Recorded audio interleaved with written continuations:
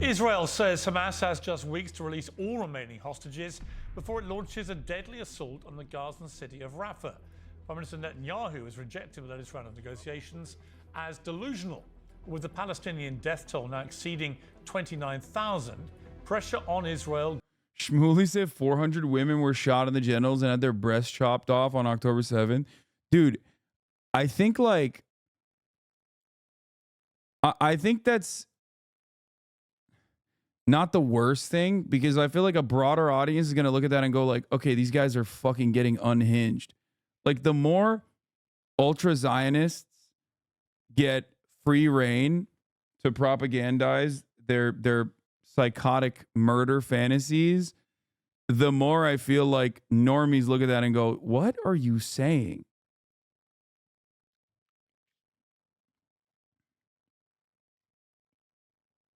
He also said they were playing with the titties like soccer balls. I can't tell if you're joking or if he actually said that. Oh my God, did he actually say that?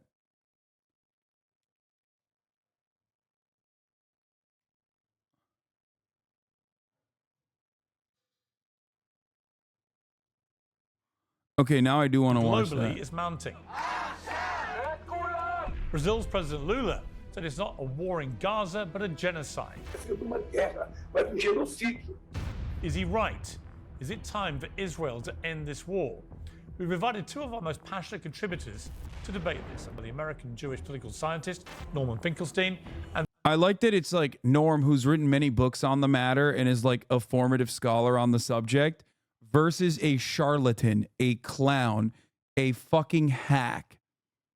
It's always like, dude, Israel-Palestine debates are always like, here we have a celebrated author, journalist, scholar, activist who has spent their entire lives covering the subject of Israel's genocidal actions, versus guy with a fucking dildo shop and a YouTube and a podcast on YouTube.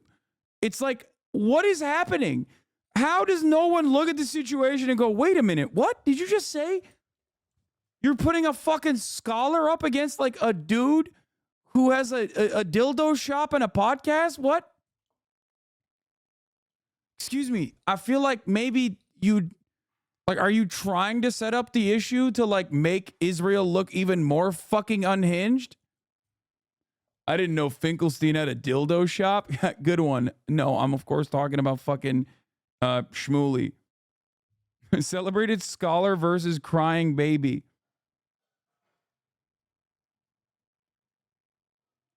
Yeah, also, of course, like, yeah, they'll be like, here's the person saying Israel's doing a genocide.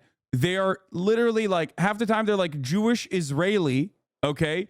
And have dedicated their entire lives to covering genocide. Like, they're like the foremost respected genocide historian scholar.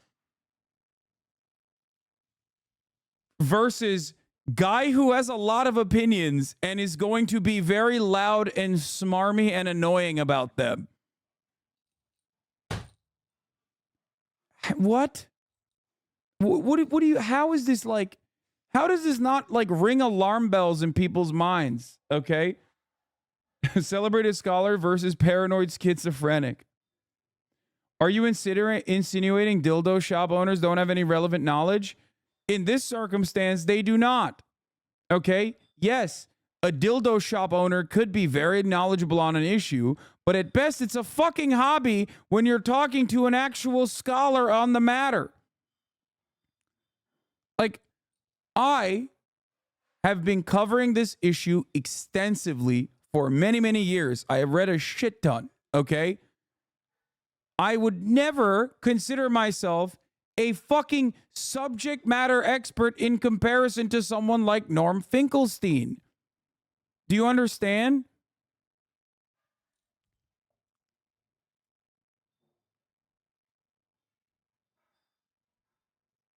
That's it. That's my point. the author Rabbi Shmuley. October 7th. Let me ask you when this. 1,200 Jews were burned to death, slaughtered, and no democracy should allow that, except for one person, Norm Finkelstein. He's suffering from Judeo dementia. It's not Shmuley who suffers dementia. Rabbi Shmuley seems incapable of processing very basic facts. Do you think that, in principle, Hamas should stay in power? Answer the question. Allow me to finish. Your debating style is to drone on, coma-inducing. That's how you debate. You try to put your... Oh, you hit him with the expert-level anti-debate cannon fodder. You're boring. You're boring. Please stop saying things. You're boring. You're boring all the bitches. Classic Andrew Tate style. You're boring. Please stop bullying me. Opponents into slumber, for God's sake. How about letting me decide whether it's a simple question? I don't think you have to be a professor to answer the question. Should Hamas stay in power? He should have done the worm. Rabbi Shmuley hits the expert level debate tactic of getting up and doing the fucking worm. It would have been over at that point, okay? The XQC's greatest invention for the field of debate is the forbidden jutsu of doing the worm, okay? Welcome to both of you. Let me start, if I may, with you, Norman Finkelstein. Good to have you back on Uncensored. Bro, this fit is abysmal, by the way. It is so bad, it's fucking up the white balance. Dude, look at this. Shit is blown out. Thank you for having me. We seem to be reaching a point here where something has to give. Either Israel stops obliterating Gaza and killing so many innocent people in the process, or I'm not sure what the alternative is. How do you read where we are with this war? There are many ways to read it. You can read it politically, you can read it militarily, you can read it strategically, or you can read it from the point of view of human rights and international law, so long as it bears on human rights. Now, when it comes to the very last consideration, I think it's very clear how we should read it. Namely, the International Court of Justice, the supreme judicial body in the world, has said that Israel is under two obligations. Obligation number one is to honor the laws of war in what it's doing in Gaza. And obligation number two, Israel has to provide humanitarian aid and assistance to the people of Gaza. Those are its two obligations under international law. The court also ruled that Israel is plausibly committing genocide, and there is no evidence whatsoever, zero evidence, that since the court ruling, Israel has changed its tactics or its strategy in Gaza. So as of now, as we speak, Israel is still, by the conclusion of 15 judges in the International Court of Justice, 15 of the 17 judges, Israel is committing genocide or plausibly committing genocide, and it's not honoring its obligations as they were spelled out by the International Court of Justice. Okay. Rabbi Shmuley, you tweeted this morning when we booked you for this debate. You called Norman Finkelstein an anti-Semite. You said, "You have my word that, God willing, I will digitally decapitate, digitally disembowel, and digitally destroy him." Do you Normal think that was guy. the right kind of rhetoric? Dude, that's a really cool way to start this. Just a really cool way to start this to show how normal you are to the televised audience. Before you try and debate such a serious matter? First of all, thank you for having me back, Piers. It's nice to see you. And Norm, I hope you don't mind if I call you Norm. You can please call me Shmuley. Norman Finkelstein is on the show for only one reason. If the journalistic idiom that Jews are news is true, because Israel's this big, it gets this much attention, then how much more so Jewish anti-Semites get the brightest headlights. Norman Finkelstein is the foremost Jewish anti-Semite on planet Earth.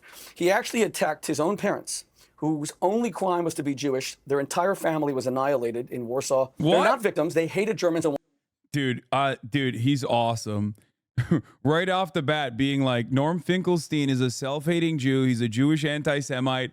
And then following that up by disrespecting his commentary surrounding, like, carrying on the message of his Holocaust survivor parents. Incredible. Never has a man been so Israel without actually living in Israel. Because if I'm not mistaken, Shmuley is like, he lives in like New Jersey or some shit, right? Like he's not. He is so like, not please. He's from Florida. He is so, he's giving Israel. Okay. He is so Israel here. I mean, he's draped up like the flag here anyway. Okay. And it's fucking hilarious.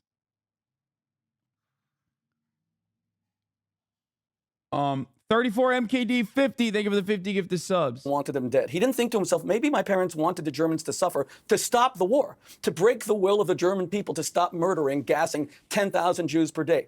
His hatred of the Jewish people has extended even to his own family. He calls Israel a satanic state that comes from the boils of hell. He calls it a vandal state. He said that the 15 people murdered in the Charlie Hebdo massacres, he has no sympathy for them whatsoever. But this is the most telling thing of all, and you discussed this the last time. He said, on October 7th, hours after the massacre of 1,200 Jews started, he wrote, "It warms every fiber of my soul to see the children of Gaza smiling as their arrogant Jewish supremacists that have been humbled. The stars above in heaven are looking down. Glory, glory, hallelujah." Let's just go through this. 400 women shot in the genitals, their breasts cut off as terrorists played with their bloody breasts like a football. Glory, hallelujah.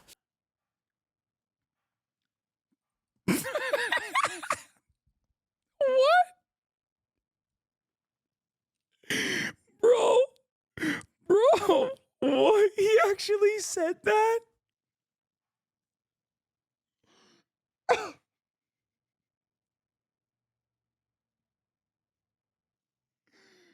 Yo, he's like, there's no difference between interviewing the crazy guy at the fucking subway station, man, at that point. He said 400 women's breasts were cut off and the terrorists played with their bloody breasts like a football. I'm sorry. You're on crack, dude. Like, what the fuck? That is so unhinged. Dude.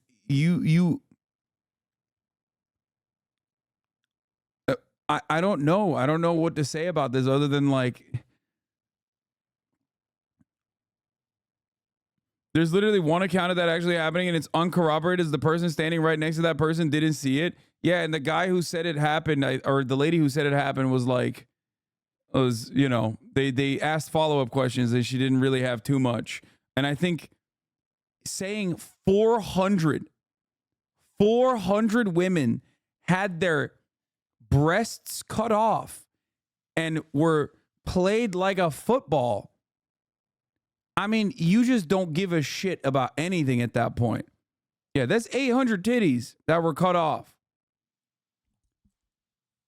Like, I feel like mathematically, I don't think there's enough time in the day even to be able to conduct such operations. That's so many. Okay, it's just fucking, yeah, one third of the Israeli casualties were women whose breasts were cut off. And then they just sat around and played football with the breasts.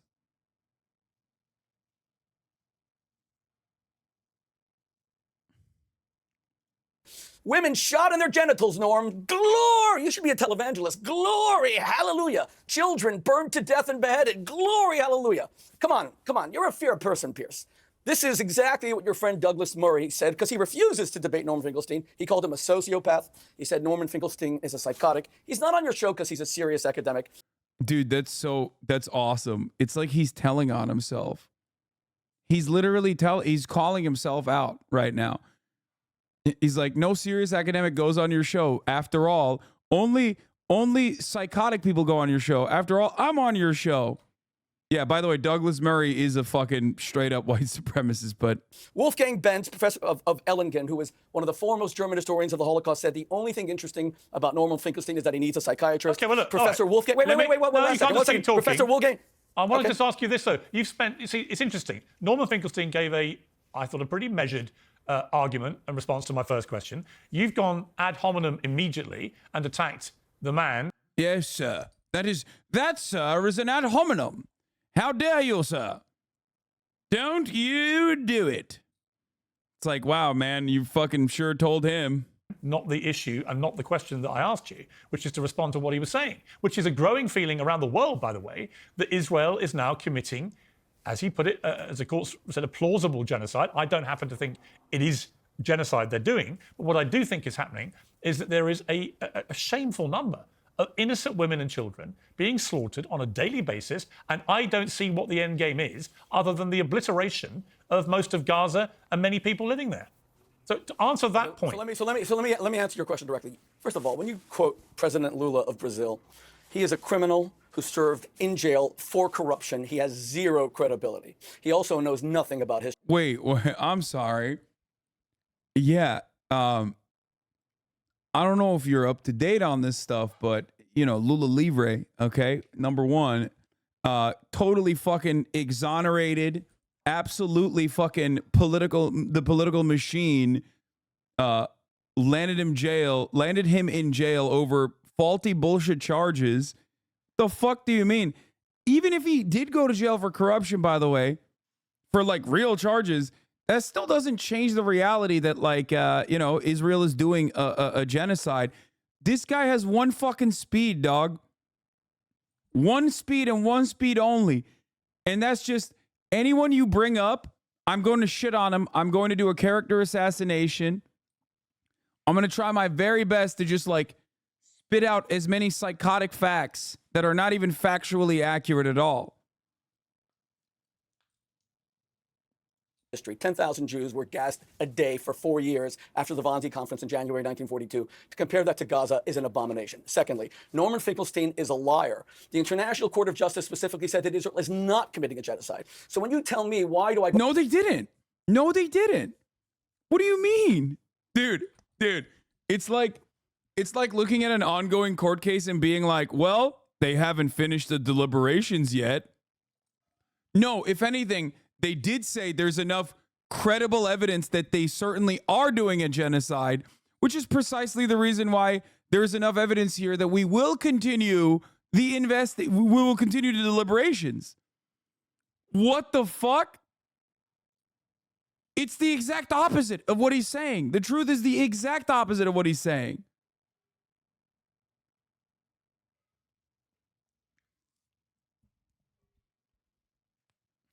Go after ad hominem. I'm questioning his academic credentials. He just lied on international TV. He didn't say a single thing about his academic credentials, by the way.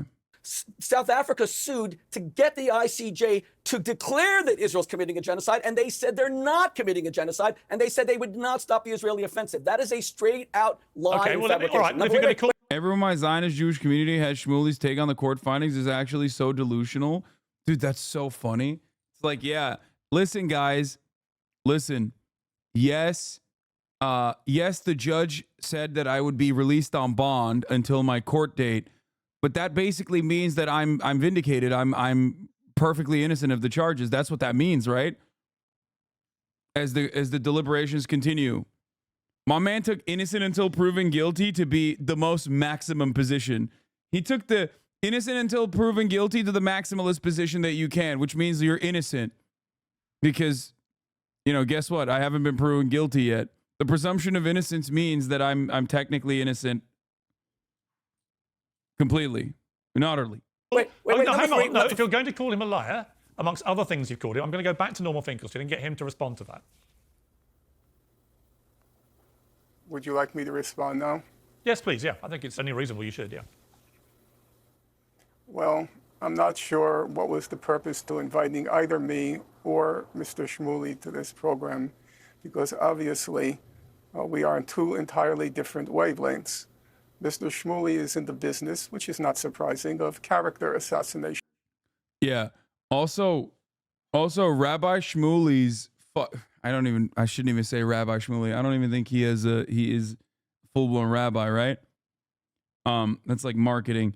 Yeah, Shmuley's fucking academic credential assessment is comprised of him just being like, you fucking, I hate you, you suck, you're an anti-Semitic Jew, and you disrespected your Holocaust survivor parents that you talk about.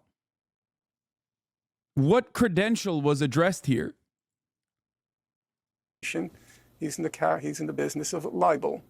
That's his job, because where he have to confront the facts, he would be in a very difficult situation. So let me make one clarification. None of my remarks bear on my personal opinions. I simply am repeating. He's a rabbi, by the way, ordained in 88. No, but isn't what do you call it? He doesn't like operate in a synagogue at all, right? Like, I'm pretty sure. What the documentary record shows. Now, according to Mr. Shmuley, I am a liar because, according to Mr. Shmuley, the International Court of Justice explicitly concluded that Israel was not committing a genocide. Now, I would say that Mr. Shmuley is suffering from what I would call a Judeo-dementia, because there is no possibility on earth that any rational human being could have read the opinion or the ruling rendered by the International Court of Justice after the South Africa application and after the oral proceedings. There's no possibility on earth that any rational person can conclude that the International Court of Justice ruled that Israel was not committing a genocide. So we now have two difficulties. Number one, Mr. Shmuley seems to think his purpose of being on the program is to personally attack me, the Latin term ad hominem attacks. Number two, Rabbi Shmuley seems incapable of processing very basic facts. If Mr. Shmuley believes that the International Court of Justice ruled explicitly that Israel was not committing genocide, if that's what he truly believes, then I would say he's suffering from some form of Judeo-dementia. Okay, let me bring in. May I respond? Yes, you may, yeah. Okay, thank you, Piers. You know, it's interesting, Piers, that you and Norm are saying that I went ad hominem. No, I did not. I quoted his own words of Jewish and I did not go ad hominem when I said you're a an anti-Semitic Jew. That's so funny. Yeah, no, I was simply questioning his credibility as an author and an academic when I said that. Anti-Semitism, vitriol, which are so extreme that they're shocking. I told you, he called his own parents haters of Germans. Not that Germans hated his parents and annihilated his family. His parents hated the Germans. But now he just now says, I suffer from Jewish dementia. Notice, it's not Shmuley who suffers dementia. It's always Jewish dementia. It's always Jews. Norman Finkelstein has now accused Israel of 5 different genocides. 1982, he accused Israel of genocide in Lebanon. It went on 2006, 2009, 2015. Now, this is the 5th. That means we Jews, I always thought Jews suck at sports and PR. We suck at genocide because we've attempted it 5 times, and yet in all the Arab-Israeli wars, Jews and Arabs together, the numbers that have died, including terrorists, are less than 100,000. Bashar al-Assad next door killed 600,000 in 2 years. We Jews. Bro, why would you admit that? That is a horrible point to make. Bro, he literally said, dog, we've only killed 100,000, man. It's like, come on. That's insane. That is such a bad thing to say. Dude, this is a textbook representation of what happens when you smell your own fucking farts for far too long and you're surrounded by people who are like-minded and don't try to do a little bit of fucking massaging of your narrative. That is a wild thing to fucking openly admit if your goal and your point... Kaya, come here. Kaya, come here. Come here, baby, good girl. If your goal is to say that Israel is not actually systematically trying to eradicate Palestinians... Jews ought to go to him and ask him, how do we finally do this? Because according to Norm, we've tried it for 30 years and we can't do it. In fact, since 1967, when Gaza came under Israeli control, The population of Gaza grew by 1 million people. How is that a genocide? Now, when Norm says that the ICJ said that Israel's committing a genocide, I repeat, Norm, respectfully, you are a fabricator. They said specifically that Israel has an obligation not to. South Africa asked for a cessation of hostilities. They refused. They repeated that refusal last week. How you could get on this program and actually fabricate, well, I guess I know why, because even your mentors, Chicago professor Peter Nozick, calls your scholarship, quote, trash. And this is trash because anyone can Google what we're saying. Yeah, but Rabbi Shmuley, look, I'm going to jump in again because, again, what you're doing is attacking your other debater here. He said I suffer from dementia, for God's sake. Why don't you call him out on that? Dementia? Seriously? With respect, what you're not doing is answering the specific questions. There are many, there are many people around the world increasingly concerned about the scale of Israel's response, the appalling death toll of children, the appalling number of children also being orphaned, the appalling number of women being killed, innocent women, and they don't see an end game. They just see Israel continuing to bomb, kill. But how does this end? If the next stage is Rafah, which now has 6 times as many people in it as it did 4 months ago, and is a huge refugee camp, and you're trying to find just a few thousand Hamas amongst over 1.5 million people, then you're going to get even more people around the world saying this is a senseless way of conducting war. Now, what do you say? I hear you. Okay. In the lifetime of your parents, the greatest statesman of the 20th century, Winston Churchill, fought the greatest evil the world had ever seen. Now, the Americans used something called a Norden bomb sight, and they only bombed during the day, and they lost so many crews as a result. It's a phenomenal new Apple series called Masters of the Air that shows this. The British came to the Americans and said, are you guys crazy? You're sending your pilots to die during the day? And the Americans said, well, we want to make sure we are not hitting civilians. We're hitting military sites with this it was the second greatest invention after the atomic bomb of the Second World War, the Norden bomb sight. That's not what you and the British did. You bombed at night, indiscriminately, murdering millions of civilians. So by the definition of Norman Finkelstein, who says that whether you intentionally target civilians, which Israel does not, Israel loses hundreds of soldiers with surgical strikes. Rabbi wait, no, but I'm asking, but I need to respond to Norman Finkelstein. Let me respond to your argument.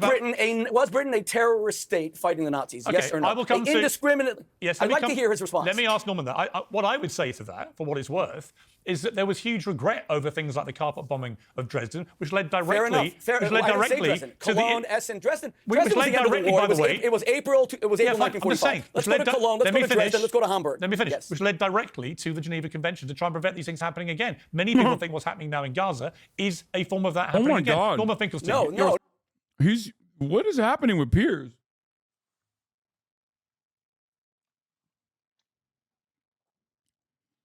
The fuck? This is legit, like, shocking.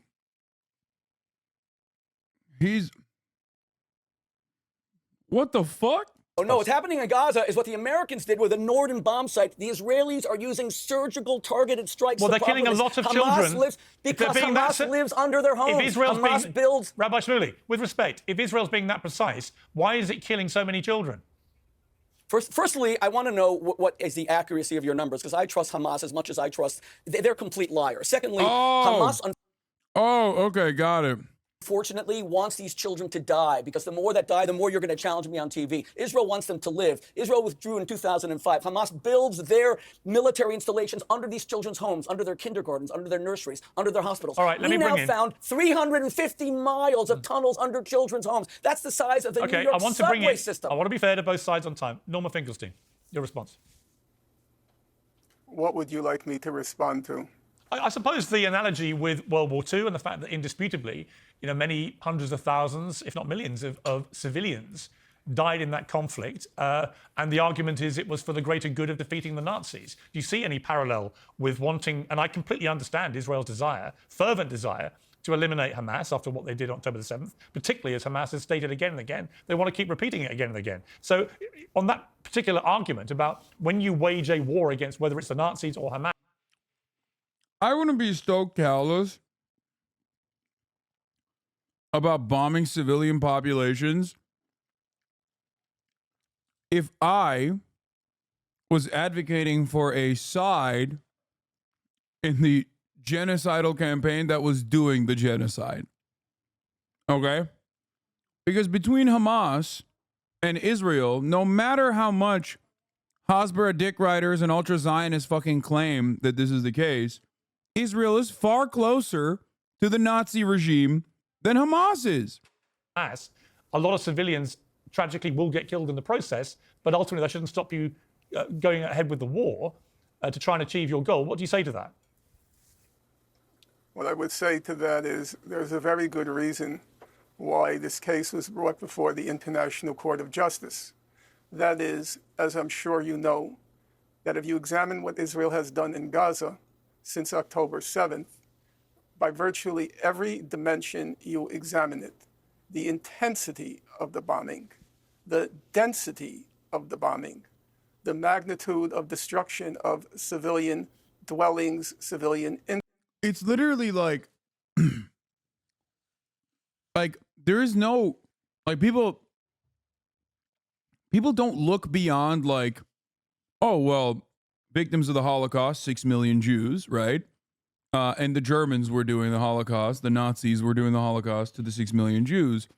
So Israel, well, that's the Jewish nation state, right? So it's it's just like whoever is attacking them is basically like the Nazis, right? And they don't realize that, like, no, dog, look a little bit, investigate a little bit further, just scratch the surface, and you will recognize that the systematic murder machine in this situation is not the fucking resistance movement of fundamentalists, certainly, but the resistance movement that they've designed under permanent occupation.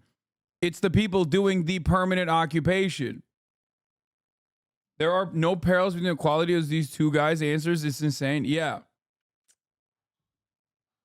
Infrastructure, the percentage, the absolute number of children killed, the relative number of children killed to combatants killed, the percentage of women and children versus men killed, the number of medical personnel killed, the number of journalists killed, the number of UN workers killed.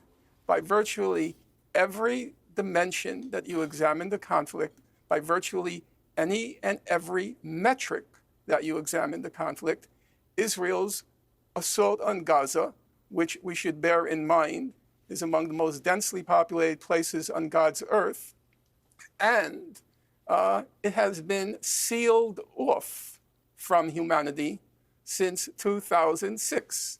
As Giora Eiland put it in March 2004, Giora Eiland was the head of the Israeli National Security Council. He described Gaza, and I'm quoting him now. Hold on. Shmuley's going to insult Norm, cut him off, and then pull up his phone to show, like, a full photo of Gaza prior to October 7 and be like, does this look like occupation to you? That type shit. Let's see. As a huge concentration camp. That's not me. That's Giora Eiland, the former head of the Israeli National Security Council. So if you put all of these metrics together and you add in the context being a concentration camp in which half the people are children, 70% are refugees. If you add in the context and the metrics, there's a very good reason why Israel was brought before the International Court of Justice. Now, Mr. Shmuley has every right to question the authority of the numbers, the figures, and so forth. I am a strong believer in the right of Holocaust deniers to make a case before the public because, as John Stuart Mill once put it, we are all fallible, and being fallible, we have to always have a place in our minds open to the possibility that we are wrong.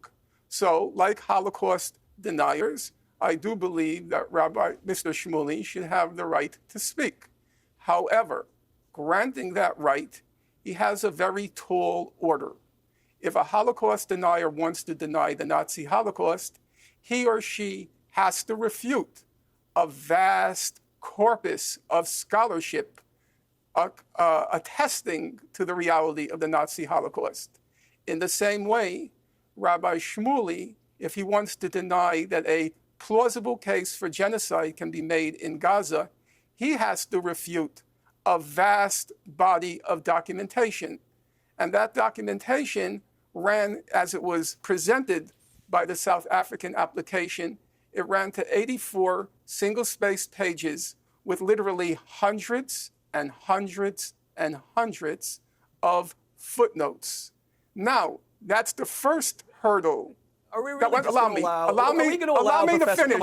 No. Allow me to finish. Your debating style is to drone on, coma-inducing. That's how you debate. You try to put your opponents into slumber. For God's sake, you made your point. It's time for me to respond. That's a dialogue. No, you I'm not dominate this done. debate like you did with Alan Dershowitz, and you dominated. You took 3/4 of the time. I won't allow it. Now, let me respond. First of all, Piers, I'm glad that Norm has at least had the intellectual honesty to concede the first point, that the ICJ, the International Court, never ruled against Israel. Now notice he's saying that South Africa brought the case. They lost the case, first point. Because I've been attacking his credibility. For you to say, Piers, I'm attacking him ad hominem, his personality, I'm not. The question is whether this man is a scholar or not. He has no tenure. He was denied tenure at DePaul University. He is only known because he's a Jewish anti-Semite. Now, number two, this is the 5th time he accused Israel of genocide. He started in 1982 in Lebanon. Now, what does genocide mean? It was coined by a Holocaust survivor in 1947 named Raphael Lemkin. Geno is an ethnicity. Side means murder. It is the murder of an ethnicity. Norm needs to make the case that Israel is slaughtering Palestinians because they're Palestinians and Arabs and Muslims. Well, then how does Israel have 1.9 million totally safe? Well, he doesn't need to make that argument. Israel has made that argument for him. Pretty much every single person has seen it as well. You can fucking claim about, the mistreatment of Palestinian citizens of Israel or whatever the fuck. Wait, is he an Armenian genocide denier? He might be. I've heard that a lot too. Yeah, Armenians in Istanbul were not killed in the Armenian genocide. So it doesn't count. Israeli citizens who vote in the Knesset, an Israeli Arab judge who put an Israeli Jewish president in jail for rape, by the way. Why is that none of the Israeli Arabs have risen up to stop this genocide? Because it has nothing to do with ethnicity. Let me ask you this. It has to do with a date called October 7th. Let me ask you this. 1,200 Jews were shot in the genitals, burned to death, slaughtered, and no democracy should allow that, except for one person, Norm Finkelstein. No. Because he has an irrational hatred of Jews. Rabbi Shmuley, with respect, Norman Finkelstein is not the only person seriously concerned about what's happening in terms of Israel's response. Genocide? Using the word genocide? I would say the majority of the world right now is concerned about what's going on in Gaza. Is President Biden and the United believes States? that Israel's response is now becoming wholly disproportionate. And again, I ask you this question. Netanyahu, incredibly unpopular back home in Israel, probably wouldn't even... Now. Only now it's becoming unpopular. Be prime minister now if it hadn't been for this war, given the scale of the social unrest and protests over his attempt to thwart the power of the Supreme Court. So you've got a deeply unpopular prime minister, particularly with Israelis' own people, right, waging a war, and many people cynically think he's just going to keep doing this because it buys him more time. But if I could ask him, and I can't because he won't come on again on this program to date, I would simply say, when does this end? How many people are you prepared to kill on the other side before you declare mission accomplished? And why would you think, by the way, that killing so many innocent people in Gaza and destroying so much of the homes in Gaza, north and south, why would you think that that would end radicalization of people who may be sympathetic to Hamas? Why would it not have the opposite effect? When I saw you face-to-face in your studio in London a few months ago, I told you I think that you've been fair on this conflict. So I respect your question, and I want to take it seriously. First of all, Netanyahu's unpopularity means nothing. Churchill destroyed the Nazis, saved Western civilization, and immediately was kicked out by the British. He actually lost the election, as you well know. So that means nothing. It doesn't mean Churchill wasn't a great man. It means nothing. Number two, let's say, for example, look where I am. I'm in the beauty of South Florida. This is where I grew up. Imagine that 6 million Jews living in Israel. Bro. It's so funny to constantly bring up Churchill. Because Churchill also did a genocide. Like literally, definitionally.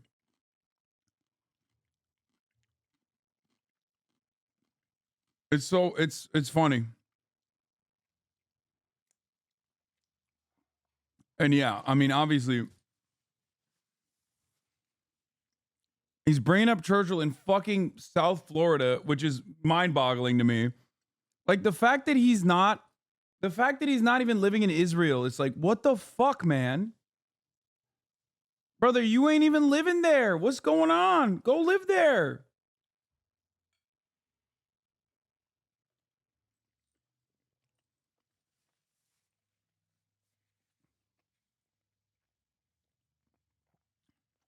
Why are you dick riding us so hard while talking about, but while you're still living in fucking South Florida? They'll say, you know what, we've had it. We've tried this state 75 years. The whole world hates us. They want to kill us. We have people like Norman Finkelstein calling us satanic, saying that we come from a boil of hell. We have Norman Finkelstein saying that he cheered hallelujah when the women were shot in the genitals and raped. So we're going to move to South Florida. They do a deal with Biden. Biden says, you know, it's cheaper for us to just move you guys to beautiful Florida than it is to give Israel. And Israel disappears, God forbid, in a very humanitarian way. No one dies. Now you're left with no Israel. Will that change for one moment, Piers? All of the women in Gaza now under Hamas, the teenage girls who have tires put around their heads who are burned to death by their brothers because they have sex before marriage. Will it change the fact that LGBTQ Palestinians have their genitals cut off and are castrated? Will it change the fact that any political protests on the part of Palestinians, no Israel anymore, against Hamas, have them shot 20 or 30 at a time by hooded terrorists? Will it change the fact that Palestinian Authority officials, their fellow are thrown off rooftops by Hamas, who did this in 2006 in a coup? Will it change the fact that there isn't one Arab? Bro's now fucking doing ad hominems against Palestine. It wasn't enough that he was doing it against literally anyone and everyone that was brought up. He just swapped it over to like just Palestine in general. He's not going to stop, dude. This man is a machine. He's like, listen, Piers, you know what would really solve the reactionary tendencies that the Hamas has? You know what would really save those LGBT Palestinians? Mark 84 JDAM precision-guided munitions dropping 2,000-pound Mark 84 bombs on top of their place of business, their places of worship, their homes, their schools. This is how you completely eradicate all matter of anti-LGBT crimes in Gaza. That's how you do it. Democracy. Will it change the fact that in Syria, 600,000 Arabs, 600,000, Norm Finkelstein doesn't give a damn about them, were killed between 2011 and 2014. Israel is not the problem. Arab dictatorships, tyranny. Would it change the fact that Ismail Haniyeh is worth $4 billion? Would it change the fact that Khalid Mashal is worth $7 billion? It would change nothing. If Israel left the Middle East, the Arab world is still in crisis, killing teenagers, killing LGBTQ, destroying democracy, all dictatorship, kleptocracy. You have Mahmoud Abbas, who's a billionaire. You have Yasser Arafat, who not only died on the Forbes 400 richest men in the world, which is shocking, but his wife still lives in a penthouse paid for by the Palestinians in Paris. And one final thing. Dude, what are you saying? What does any of this have to do with Israel doing a genocide? It's like, dude, this is literally always the same playbook from reactionaries. Like, always. It's like, oh, yeah? What about black on black violence, dude? If cops weren't killing black people, well, then black on black violence would still exist. And it's like, okay, so don't you think the responsibility of the state is to alleviate some of the socioeconomic conditions that create violent crime? Why are you exacerbating it? Like, the argument always makes no sense to me, maybe because I'm so fucking brain broken from seeing this dialogue tree play out over and over and over again. It's like, are you trying to say that, like, that's why you're killing Palestinian babies? Like, you're killing Palestinian children, 14,000, and blowing up their schools because you're just like really upset that Ismail Haniyeh has $1 billion to his name. Is that what it is? He's like stealing funds from the Palestinians. How is this a justification? When Norman Finkelstein fabricates and says about the terrible plight of the Palestinians in Gaza, they were given about $100 billion over the past 18 years. More, that is triple per capita what the Marshall Plan was given to Europeans. Look what they did with it, Germany, France, England. And you know what the Palestinians did with it, with what Hamas? They built tunnels. It's pretty funny to be like, hey, by the way, how dare you say Israel is ethnically targeting Arabs? But here's why the Arab mind is barbaric. Like, his retaliation to Israel is not ethnically targeting Arabs is that, well, we're ethnically targeting Arabs because they deserve it, because they have the mind of an animal. Oh, okay. Got it. Oh, okay. Cool. Thank you. I surely don't think, I surely don't believe Israel is targeting Arabs on the basis of their ethnicity now. With giant television screens where the Hamas Hitler, Yahya Ayash, is living now with his family. They didn't build one bomb shelter. Let me go to Norman Finkelstein. Norman, the question I would have for you is this. Do you accept that Hamas need to be removed from power in Gaza?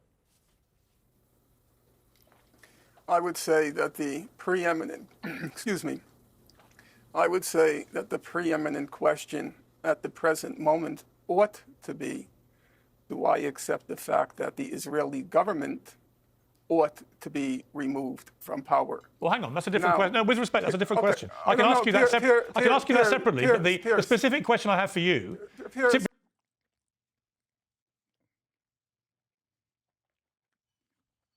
That's crazy.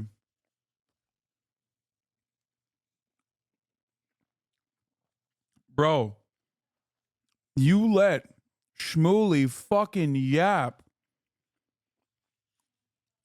for like 25 uninterrupted minutes, saying the most unhinged shit. And then the first moment that you ask a question to Norm and he wants to go on a fucking long-winded answer that reframes the question in a way that's more favorable to his position, at least from the audience's understanding of it, especially because it's a complicated answer to begin with, you immediately stop him and you're like, no, answer the question. Bro, Shmuley hasn't answered one fucking question yet, dog. What do you mean?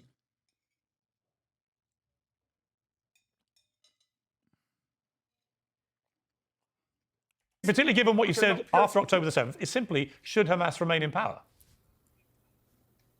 And should Hamas remain in power, I think that the Palestinian people should be able to determine their own future and determine their leadership. That's just the basic democratic. Beautiful answer, which is my answer as well, for the record. Joel Siverud, thank you for the 25 get the subs. Man, this guy is peppering me today.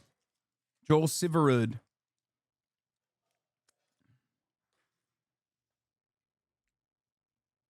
It's correct. That answer is correct. What is your personal opinion? No, I don't decide what people should do with their lives. You've expressed many strong opinions about it. Hang on. Rabbi Shmuley, I can do an interview, thank you.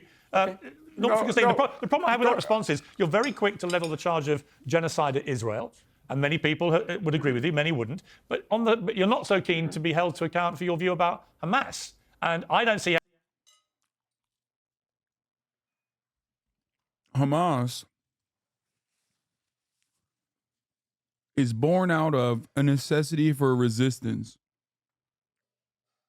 Norm Finkelstein's position is that it is not up to him to tell someone living in the Warsaw Ghetto how they choose to resist to the Nazis that have put them there.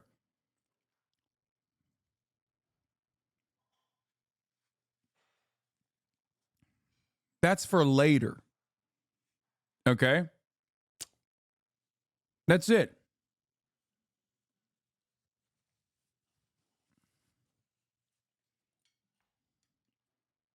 There would be no Hamas if there was no oppressive apartheid Jewish supremacist state.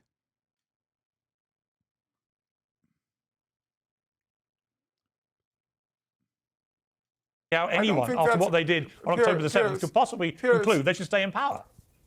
I spent months trying to describe to all of you how Hamas came to be, and how they rose in prominence, how they garnered more sympathy and influence. It is a direct result of the violence that the Palestinians experience from the apartheid state.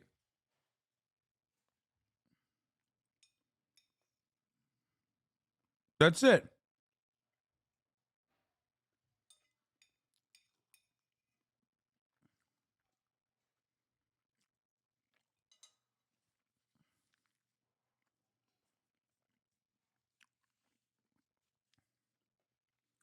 Like, they wouldn't even have the sheer numbers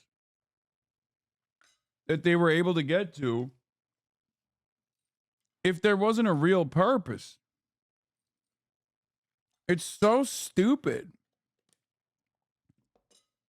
It's so silly to talk about this if you don't have a legitimate, inherently phenomenally reactionary, phenomenally racist position on the existence of Arabs. If you don't believe the Arabs are like rabid, violent dogs, okay, if that isn't your predisposition, it's a pretty easy thing to understand. It's like, no, these guys, they're not operating on like unfettered anti-Semitism as the primary motivator. They're operating on survival.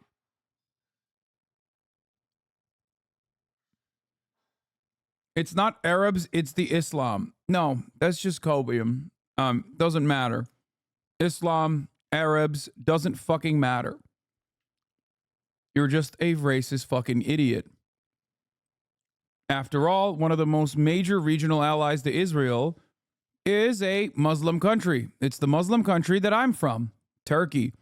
Another major ally to Israel is another Muslim country, Azerbaijan. You don't know anything. Saudi Arabia is another ally to Israel and has been for a very long time. Saudi Arabia isn't just a Muslim country, but specifically is the Wahhabist center.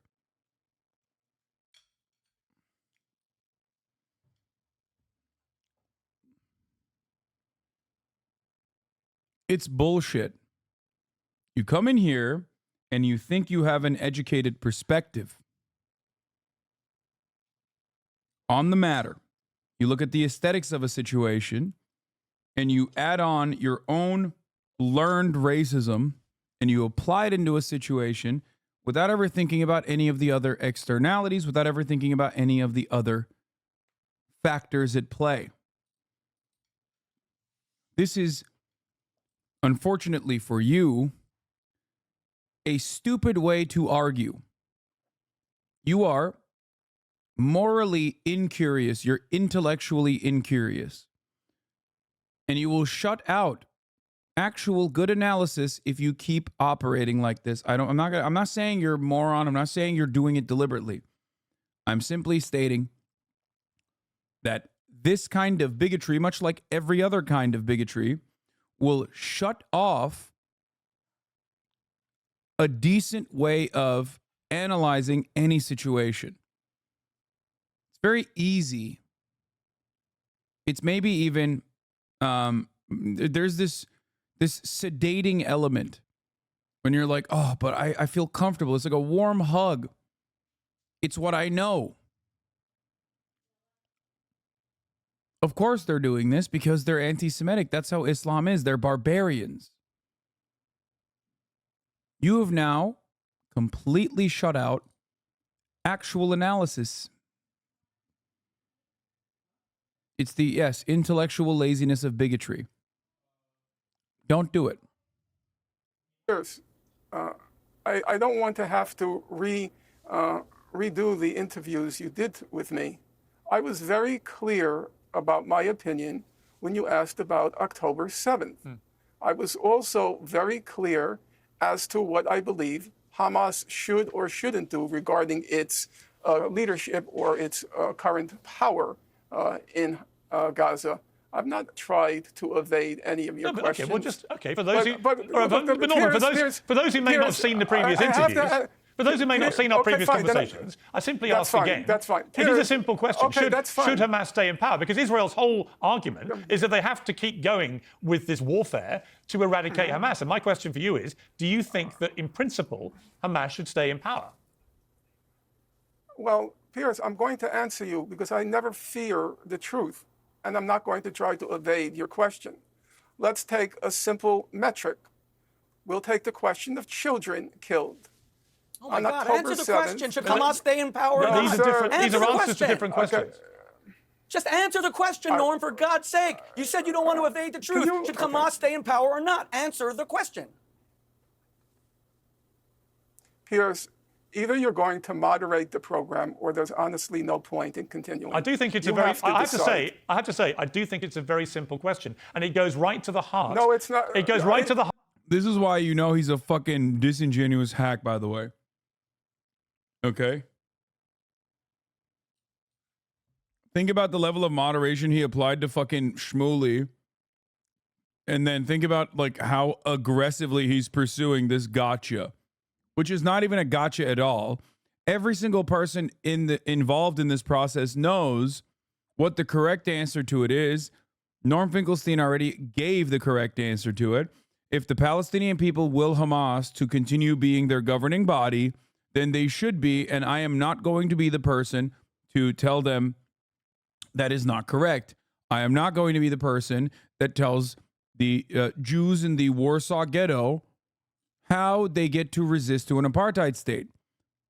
But this is not even a question that should be asked at all, because there's no question, there's no answer to this question.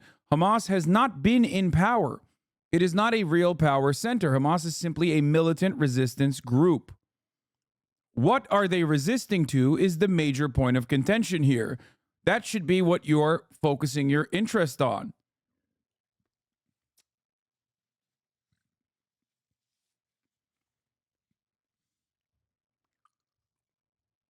There would be no Hamas if there was no violent apartheid state. This is an irrelevant deflectionary mechanism that ultra-Zionists apply willingly and deliberately in a disgusting manner to any fucking conversation whatsoever, because they know that it is a way to try to shut off your interlocutor. It is a way to get you to say, I condemn Hamas. That's it. It's a longer way to try and you know, say, do you condemn Hamas? It's just a deliberate deflectionary mechanism. Okay? The answer is simple. You don't get to tell another human how they will free themselves. If you are an honest and moral individual, your goal should be to eradicate not the resistance to the unjust structures, but the unjust structures themselves. And there is perhaps no structure more unjust than a genocidal apartheid regime that has occupied an entire population for over 75 years.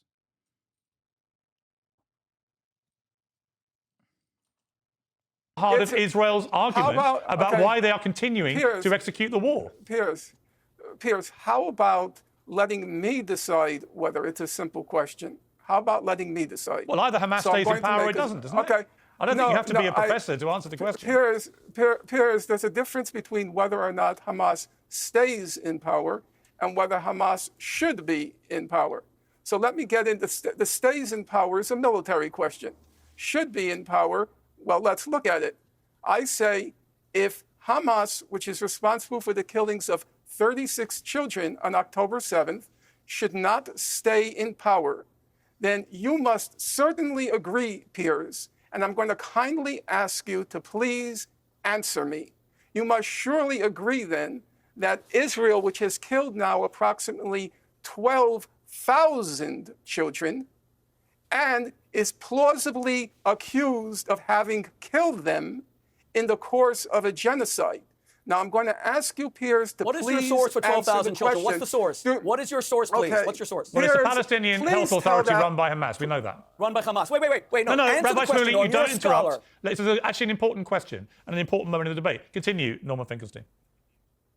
So I have to ask you, Piers, if you believe that Hamas should not stay in power because it killed 36 children on October. This is why I always joke and say I'm a lesser evil voter, which is why I'm voting for Hamas. It's a joke because I can't vote for Hamas, obviously. That's why I do it illegally in 2006, 2005, whenever the fuck the sham election happened. But the part that's actually as serious as a heart attack is the fact that, yes, the harm reductionist utilitarian argument here is voting for Hamas over voting for whichever the Israeli government is currently maintaining the apartheid. October 7, pound for pound, the casualties, the deaths, the murders, the atrocities that occurred are nothing in comparison to Israel's actions. It's true. And if you have an issue with that statement, then you just don't see Palestinians as humans. You only think Israelis are humans.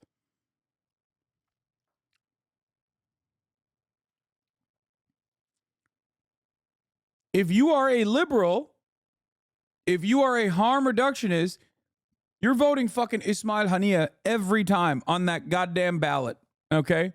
You're fucking doing a writing campaign for Yahya Sinwar. You're like, hey, man, I really don't like the methods. I really don't like what they've done. October 7th was an atrocity, but, you know, we got 99% Hitler. We got 100% Hitler. Gonna go with 99% Hitler. And let me tell you, statistically speaking, if we're looking at the fucking atrocity scale here, okay, calculating atrocities, it turns out it's not even 99% Hitler versus 100% Hitler. It's around like, what, 65% Hitler versus 100% Hitler? Israel beats out the Palestinian forces on babies per capita murder, on civilians per capita murder, civilians to enemy combatant ratios.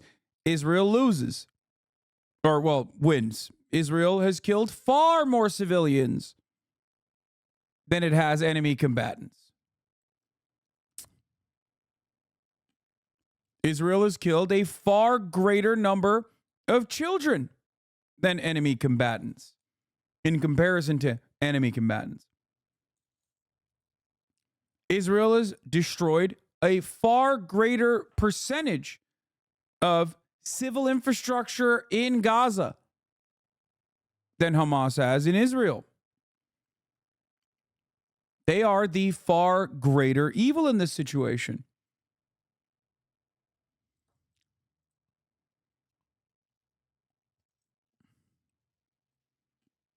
That's it. Vote Hamas for the lesser evil vote. What's your source, though? Yeah, what's my source? My own two fucking eyeballs, every single mainstream media outlet, every single third-party investigator, every single NGO, every single human rights group, the United Nations. Now, I know this person is joking, but he should not be joking at the top of the hour. Is Israel even better at killing their own people? That much I don't know. I feel like Israel, that one is a tough one. And this isn't to be like, oh, Hamas is killing its own people all the time, like throwing them off rooftops or whatever. But I do think that Israel is pretty good at killing their own people, but like accidents do happen as well. On the Palestinian front. Like, even if Israel is winning that equation too, and there's a likelihood that it probably is, it still doesn't change the reality that the number for all the other ones are so much larger. Israel also number one at collecting semen. Israel number one at friendly fire. Israel number one at cum extraction. Very good. October 7th. then you must surely agree several times, 1,000 times more emphatically that the Israeli government should not be in power because it killed 12,000 children, not as collateral damage, but plausibly, according to 15 of the 17 judges on the highest judicial body in the world. Okay, you said that point. Okay, here's my answer. Plausibly, here's my answer to you. Here's my answer. And a genocide. Here's my answer. You haven't so far answered my question. If you do, I will give you an emphatic answer to yours. So let me just ask again, should Hamas stay in power? My answer is, if we apply one standard... No, that's not an answer. ...across the board... No, that's not an answer. If we apply one standard across the board, I am perfectly happy to say Hamas should be removed from power if you agree that several thousand times you made that point. more Here's my answer. emphatically the Israeli government should be removed from power. I think there are two completely separate questions, and I would answer it like this. No, they're not. Well, I'm going to explain to you. I'm going to explain why I believe they are. I will listen. Because listen. Israel's response was a response to an appalling terror attack. I believed after October. Yeah, Hamas's existence is a response to the most consistent, appalling act of terrorism, genocidal apartheid.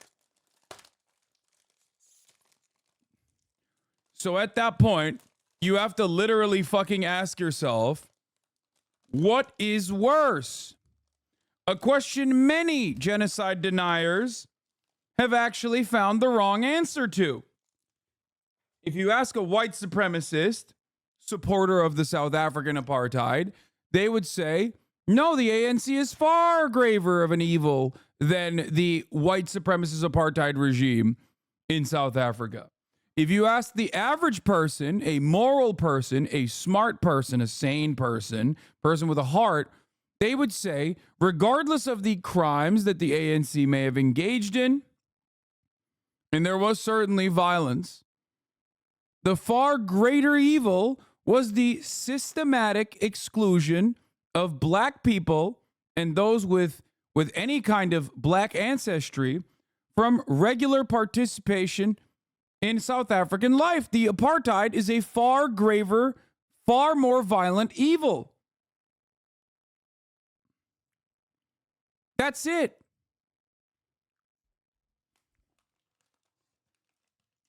I think that Norman Finkelstein here is too gracious to even capitulate to the standards. I know he just wants to basically he wants to basically carry along the conversation so we can move to more productive avenues, but overall, there is also a standard for this violence. There is also a necessitation of this violence. And when you investigate a little bit further, you start recognizing that violent resistance to an apartheid, no matter what the tactics are, is still nowhere near as unjustifiable as the violent mechanisms of suppression that the apartheid necessitates. That's it.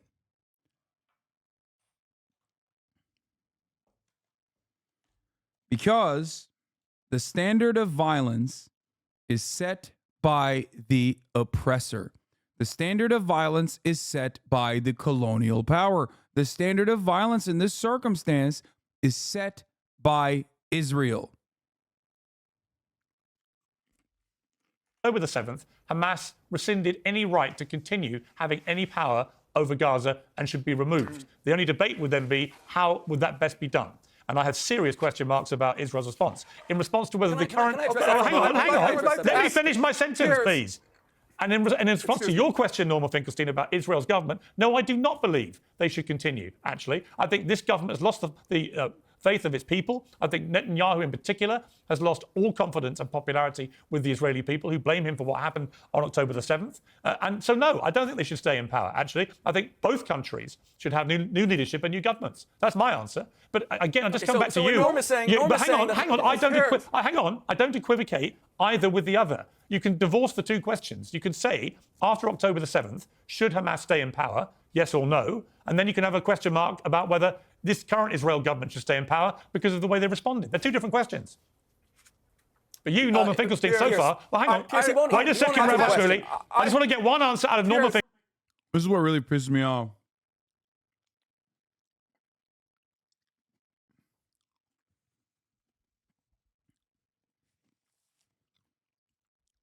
He's still trying to make it seem like October 7th happened on an island. Like it was just an act of violence that simply happened because of anti-Semitism. Like Jew hatred is the motivation of Hamas and nothing else. And to that, I have to say, hold on. God damn it. Shut the fuck up, Chad. Now, Stop we still leaking. got a lot of fun to come. Stop leaking. Everything is in context. In the years and decades since, and even her thought processes today. Everything is in context. My mother she would give us a hard time sometimes, and she would say to us, I don't know what's wrong with you young people. You think you just fell out of a coconut tree? You exist in the context of all in which you live and what came before you.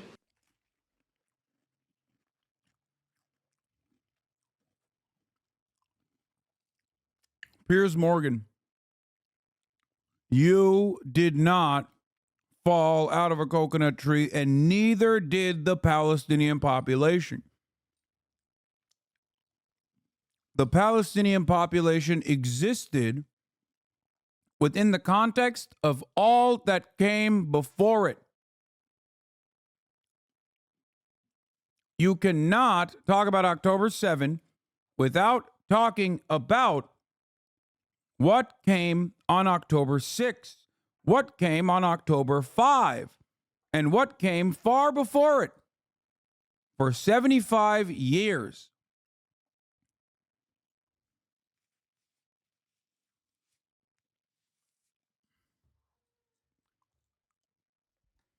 I'm coconut pilled and content maxing. This is the greatest soundbite that Kamala, Marxist, Leninist, dialectical materialist, historical materialist Harris could ever deliver to a community such as ourselves. Okay? Donald Harris is thinking about no longer disowning his estranged daughter. That's right. Donald Sterling Harris, famed Marxist economist professor at Stanford University. You want to know who actually probably told Kamala about the coconut tree analogy? Maybe it wasn't his mom. Maybe it wasn't her mom at all. Maybe it was actually her father. I'm a truther. I'm a Donald Sterling Harris truther. For those of you who don't know.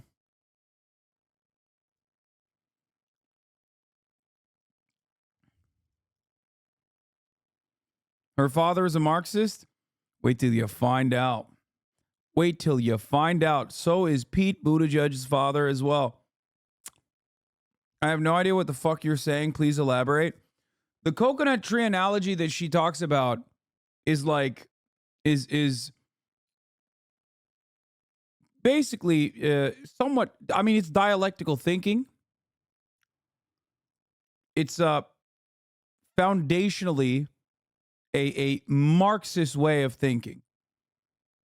It is how I think. Or at least you can exaggerate to make it seem like that.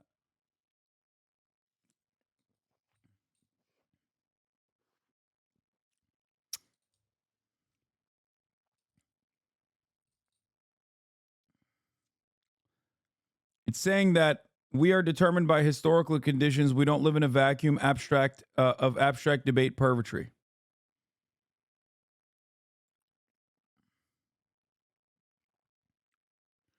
Doesn't even have to be Marxist. It's neo-realist. I mean, it's just, I like to think it's Marxist. I like to think that she's actually doing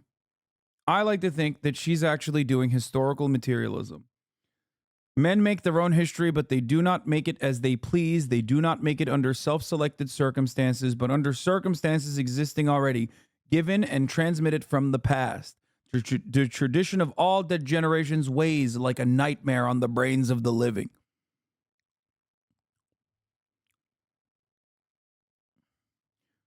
Or in simpler terms, you didn't fall out of a coconut tree. You think you fell out of a coconut tree? You did not.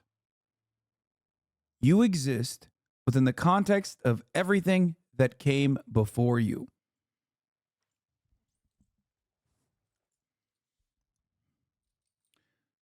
Kamala motherfucking Harris, girl boss queen. Finkelstein, as to whether you will answer my question about whether Hamas should stay in power. Piers, if you use a single standard across the board, then I accept your conclusion. So long as you're being morally as well as legally consistent, I have personally no problem with that conclusion. However, I would want to say, Piers, and I'm trying to be honest, but also intellectually consistent in this matter. You said that Hamas disqualified itself from leadership because of the atrocity that was committed, or atrocities that were committed October 7th. Yes. Now, if you agree with the head of the National Security Council of Israel at the time in 2004, that Hamas is a huge concentration camp. I'm quoting him now. Gaza, you mean? Would you also agree that October 7th was a reaction to confining 1 million children in a concentration camp?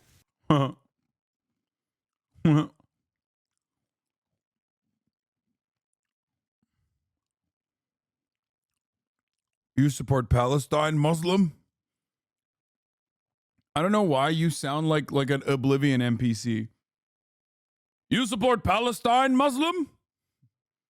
Like he just like called out my class.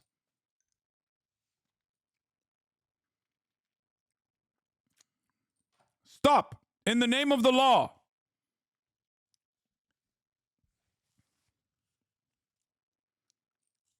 Halt, Muslim. Okay, Piers, he's not You answering want the to question. see- He never will. But Piers, I have to All be right, let fair me bring here. in Let Rabbi participate in Shmuley, this because he's been debate, waiting please. patiently. Okay. More patient than you normally do. So off you go. Every time, there's one main reason I wanted to do this debate, and Piers, thank you for having me. I'll tell you what it is. There were 6 million Jews who were turned into ash and lampshades and shot, and they're in, graves. They have no voice. It's so fucking weird and disrespectful to like bring up victims of the Holocaust in such a careless manner.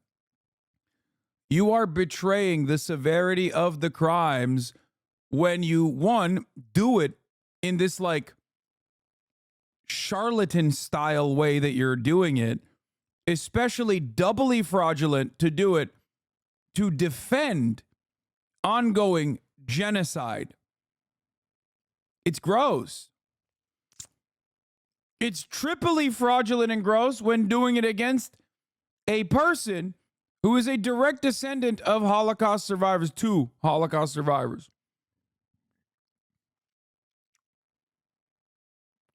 Only tomb is our memory. Norman Finkelstein is a Holocaust denier.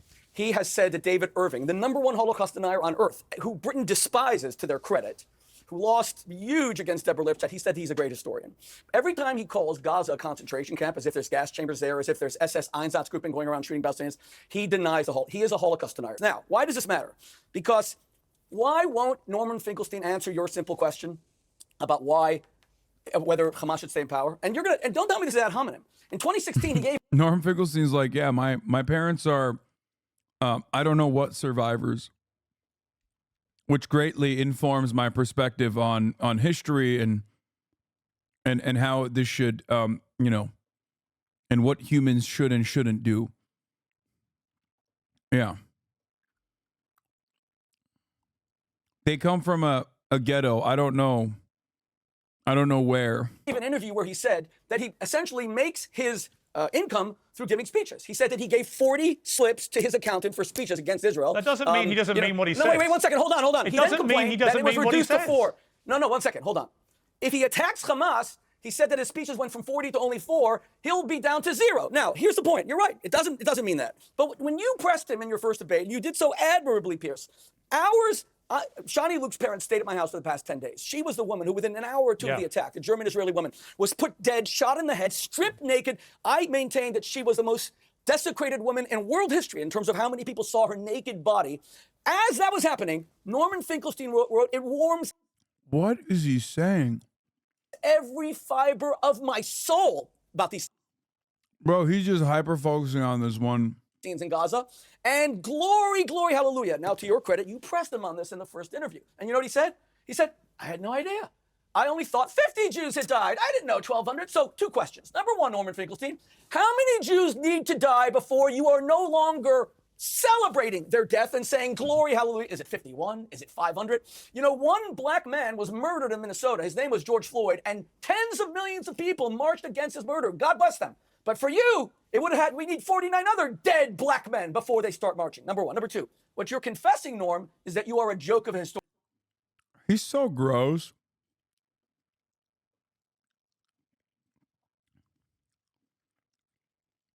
I think, like, if I'm Israel, I'm trying to stop this guy and, like, Rappaport from ever appearing on camera and saying pro-Israel things permanently.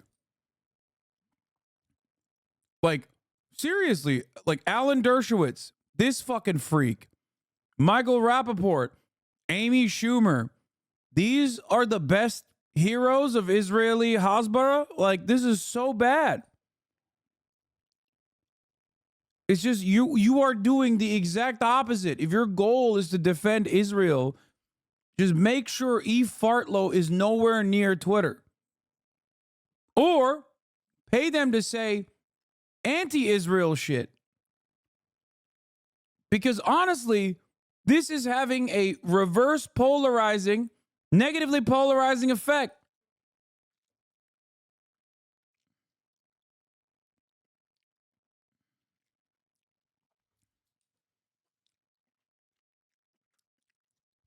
Brett Gelman.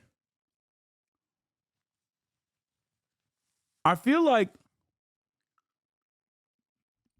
ultra-Zionist propaganda like rots your brain in a really significant way where you are just like, well, I can't even see how fucking gross this guy is.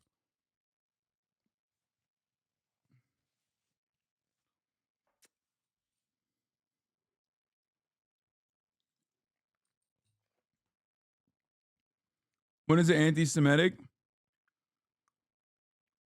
When is what anti-Semitic? Like what I'm saying?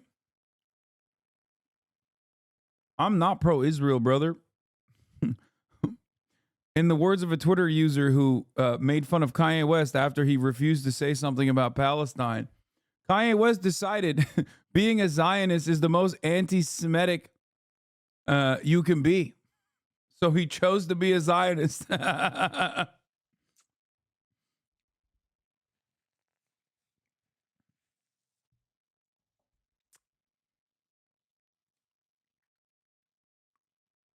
Anyway.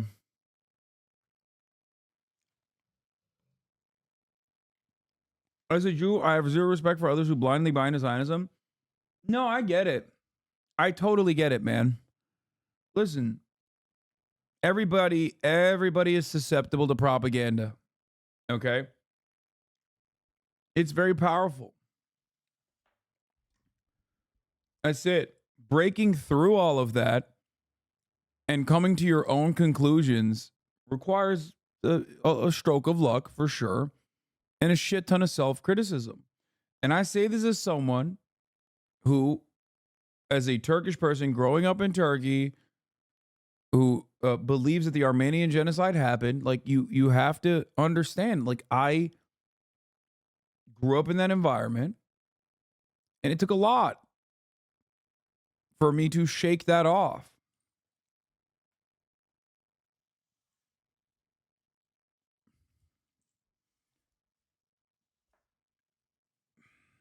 Jewish kids in America, especially if they have like ultra Zionist or, you know, lightly Zionist, even liberal Zionist family members, get propagandized for a very long time from birth, basically. And the worst part about it is a lot of the propaganda is based around real historical, factually correct, evidence-based concepts. Okay? That's why it is so fucking hard to shake off too. Because it's not just like birthright where they're like, here, look how scary Palestinians are. Also, look at how sexy the IDF soldiers are. Please you guys should hook up and make babies in Israel. It's beyond that. There's also the history books worth of information that shows that, like, you as a Jew have been hunted down and persecuted relentlessly throughout time. And you have to always remember that. And it can happen again. And look at how anti-Semitic people are. All of that is true. Every single part of that narrative in Jewish history is correct. That's why it's such a devastatingly effective strategy.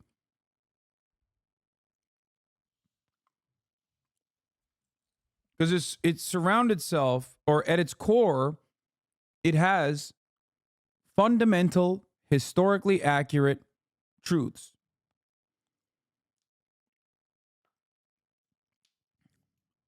That's it.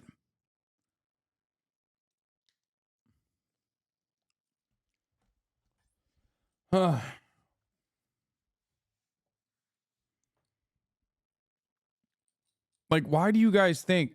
You would think that, like, the Arab world did the fucking Holocaust the way that these goddamn apes wearing suits in European countries talk about how the Arab world deserves everything it gets, how barbaric they are.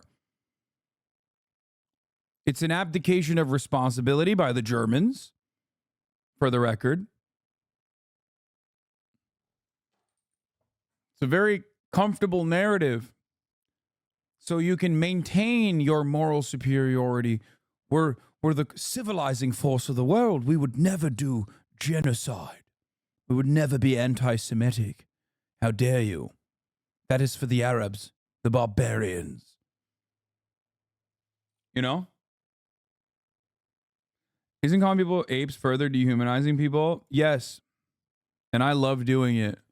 That's your takeaway from this?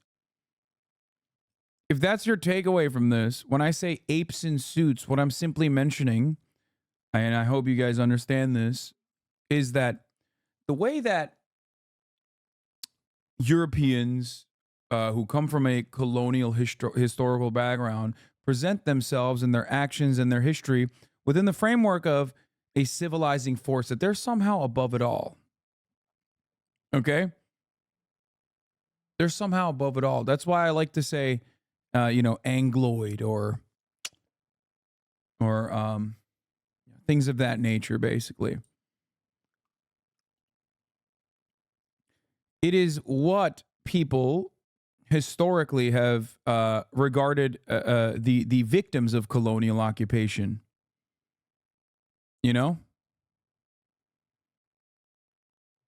It's a way to reframe it.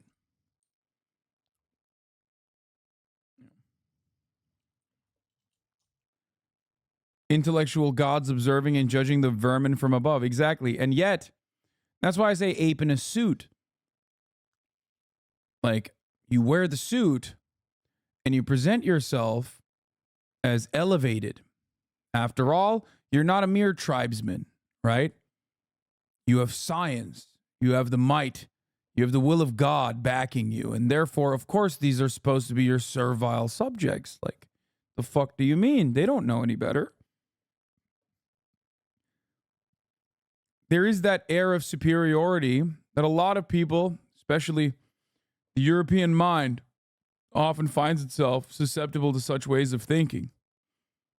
That's why I like calling Angloids apes in suits, because you are uncivilized.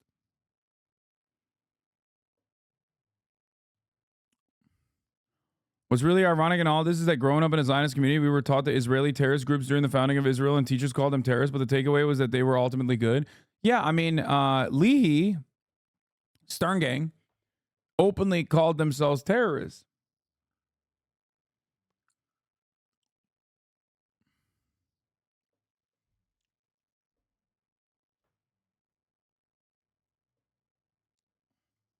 Historian. Because your defense to Piers Morgan was, I didn't know. I have 3 people who do my Twitter. I gave it to them. By the way, I'd love to know even one name of those 3. I dare you to mention their names because I'd like to question them because I believe you're fabricating that as well. I think you wrote this yourself. You did not give it to 3 people who work for you on Twitter. But here's my question. You claim to be a serious historian. What kind of serious historian, before they even know the facts, says, I love seeing dead Jews? You admit you knew nothing?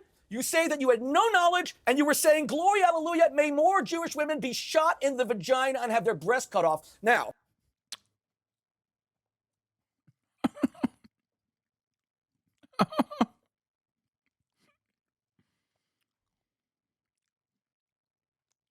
Yeah, he said that, dude. That's crazy. later, when Piers Morgan said to you, hey, Norm, at least take it off. At least delete it. You now admit 1,200 died. And you know what you said? It's part of the historical record. So you are a fraudulent historian by your own admission. You said this fraud that you are thrilled that Jews were shot in the vagina, women were gang raped, is part of history. But it's a false history. So to be fair, I love that bro has no arguments. He's just making shit up. Like his argument is like, hey, first of all, a lot of atrocities did occur on October 7th. Just stick to the actual shit and say Norm celebrated it. And that's a gotcha enough. You know what I mean? That's it. If your goal is to not have a productive conversation and like embarrass your opponent, which is the goal of the debate, okay, then just fucking do that. You don't have to be like, yeah, that's right. They were playing football with the vaginas. And then a baby came out of one of the vaginas. And then the baby tried to high five the Hamas terrorists. And then the Hamas terrorists actually started playing football with the baby. And then there were rats. They were eating the rats. And then the rats were eating the babies. And then the rats grew. And then they ate the rats that ate the babies. That's how Hamas works. Sorry, I just mixed up my propaganda. All of a sudden, I'm Yeonmi Park.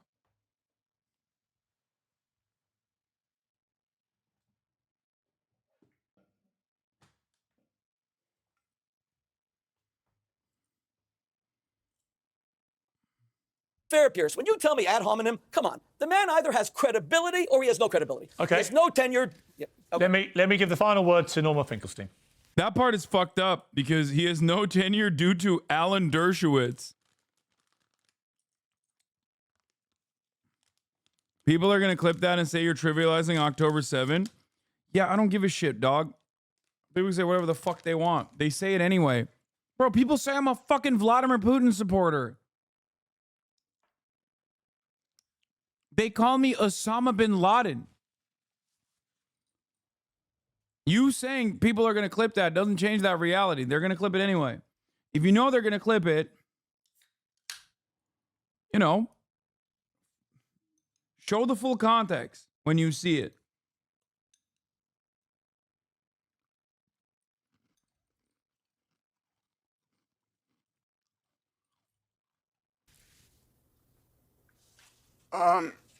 The issue before us is Gaza. It's not me. Now, there is a temptation, obviously, on my part to defend my professional honor and my personal honor, but I am going to forego that. I'm going to withstand that temptation and end on the note that this conversation began and was supposed to continue. And so I would say that if you are indicting me, then you are also indicting the sanity of the 15 judges on the International Court of Justice, including, quite surprising to me, including the American judge. Now, if you examine the proceedings closely, which I did, each judge had the option of including in their decision what's called a declaration. And the German judge did exercise that option and wrote a 5-page declaration in which he distanced himself from certain of the findings. However, it was very noticeable that Israel's main ally in the world, the judge from that country, the American judge, did not issue a declaration, which is to say, she went along with the conclusion without qualification. Germany as a country has like since World War II, this is the worst Germany has been as a nation. Okay. Actually, unironically, I cannot think of another time where the immediate thought of Germany as a nation made me as disgusted outside of World War II.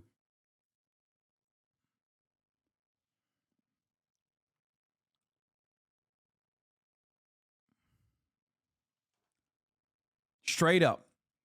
Gross. That Israel is plausibly committing genocide. Now, I would want to end on the note, as you know, Piers, genocide is the... Says us who are bombing millions of Palestinians. What the fuck do you mean? Yeah, I'm disgusted with America. That much is a given. crime of crimes under international law. To be plausibly guilty of the crime of genocide, it's a very, very high standard, a very high standard. And it seems to me, require a very high degree of dementia to deny that crimes of on a vast scale are occurring in Gaza. Okay. Thank you. We're going to leave it there. That is a blood libel. That is a blood libel. It's a lie. The ICJ. Yeah, it's blood libel when you say that Israel's genocidal actions are indeed genocidal. That's sick, man.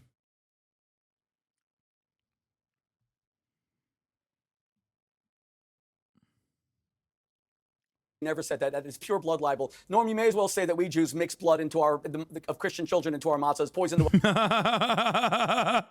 What the fuck? Yo, he's so insane, dude.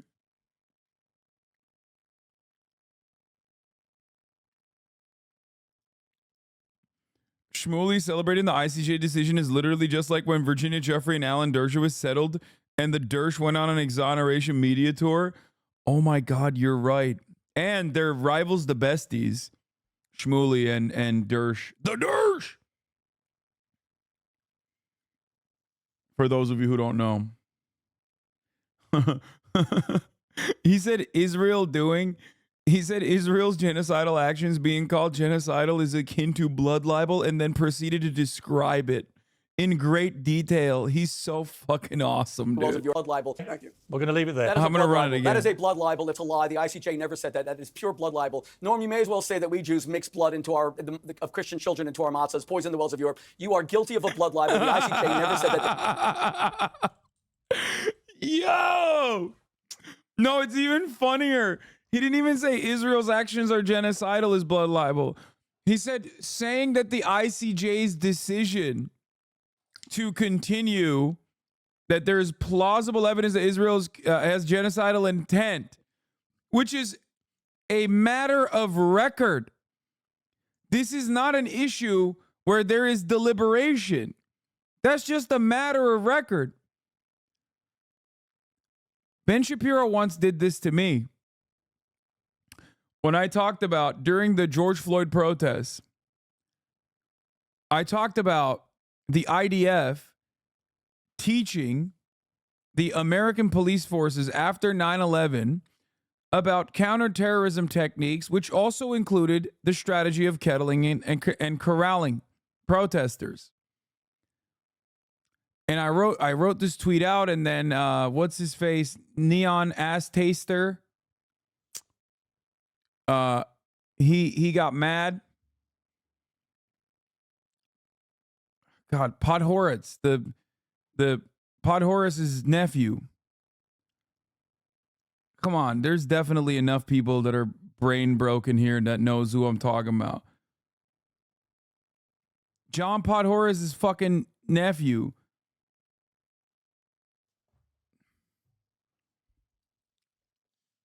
Oh my God. You guys are awful. You don't know anything. God damn it. I need more brain broken people. Neon Taster is his name. Neon Taster.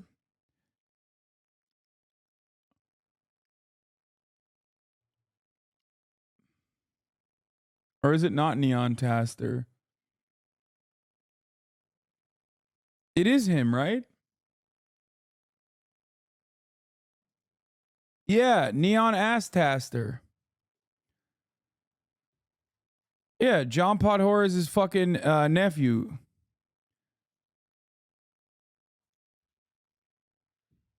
Anyway. Just say Noam Blum, you freak. Yeah, I don't know his fucking name, dog. Why would I know? I forgot his fucking name. His username is like way more interesting. Neon Ass Taster. Anyway, regardless, he said, me saying that the IDF trains American police forces and like taught them strategies such as kettling and corralling was akin to blood libel. This was a long way to get there. My point was, don't say real things that are factually accurate are fucking blood libel. Blood libel is not accurate. It's gross. It's disgusting. And it has been used as a way to vilify Jewish people and justify pogroms. Why the fuck would you turn around and use that for something that is factually and historically accurate?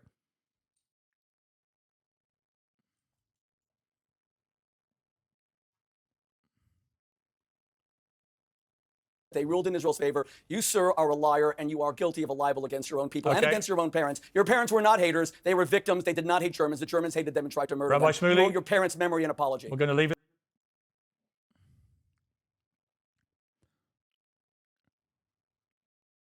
It's a lie, Tanky. Yeah, this fucking dipshit was calling people tankies way before all of the Vosh Destiny Keffels contingency started crying tanky, by the way.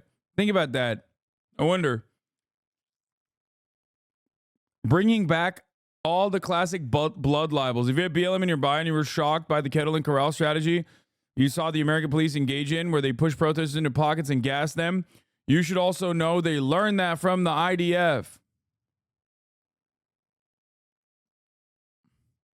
Can't believe the Jewish virtual library is doing blood libel. Shaking my head.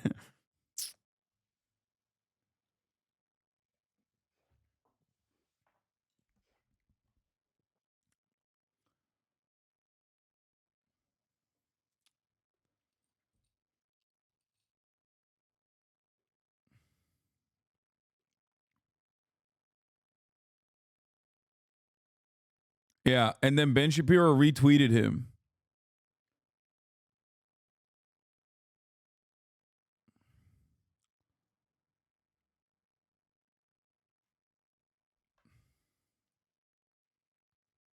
Anyway. My Bernie bro roommate called you a tanky the first time I asked him about you in 2020. Oh my God, utilizing the term tanky in 2020? At least he was correct all the way back then. You know what I mean?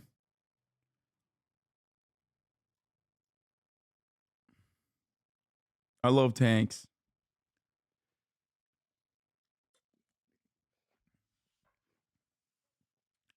Any comments about Israel calling President Lula a Holocaust denier? Yes. It's ridiculous that people are saying that. Lula Livre, baby.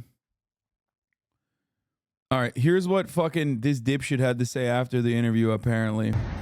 Hi, everybody. I just completed my debate on Piers Morgan Uncensored against...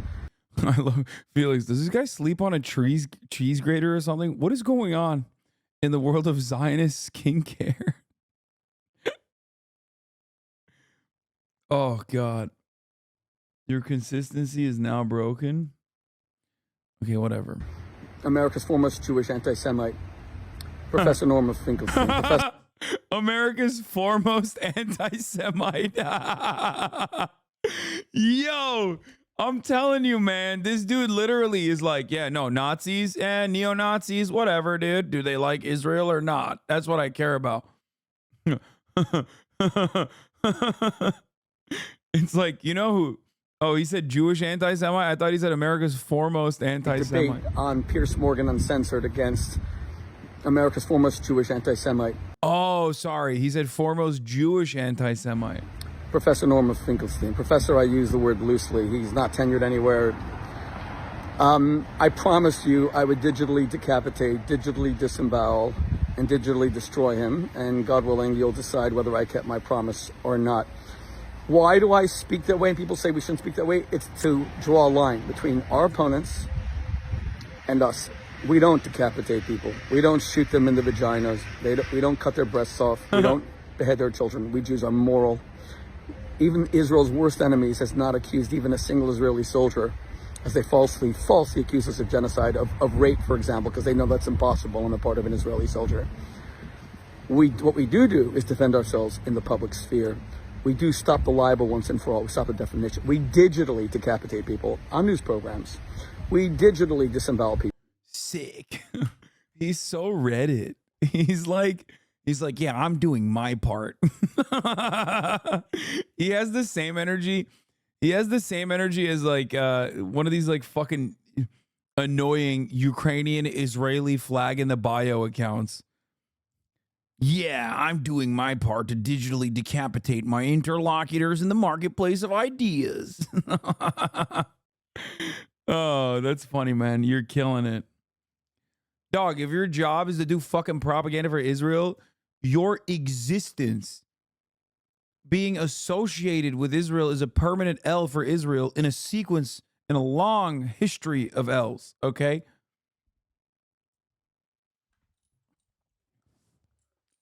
It's like, yeah. He's like, I shot Finkelstein's intellectual vagina. Exactly. Guess what, guys? I know the ICJ has made a lot of choices here, but I drew Hamas as a bunch of soy jacks, and I drew Israel as a woke Chad. What do you have to say to this? Oh, Jesus. Okay. Man, he's so fucking gross. Just inside and out. You were very personally insulting the Norm Finkelstein, but he wasn't to you despite extreme provocation. I thought you overdid the ad hominem attacks, he said. My pussy in bio. Bro, you playing with that thing like your name was Champagne Poppy? Oh my God. I didn't even think about that, dude. Whenever I do one of these, I'm actually commemorating Drake, honoring Drake. Who, I'm going to bring him back to the Shmuley family.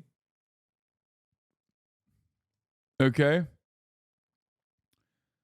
Who bravely, as a matter of fact, called for a ceasefire in Gaza like a long ass time ago, far before Bernie Sanders ever did. Okay, so let's be real. Drake over Bernie Sanders. And Shmuley's daughter, who does own a kosher dildo shop. What I'm saying might sound fake. It is not fake. Shmuley's daughter owns a kosher dildo shop in Israel.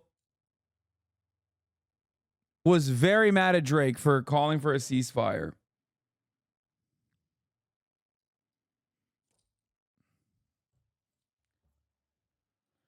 You flapping that thing around needs to stop, actually? No, it's like so much fun.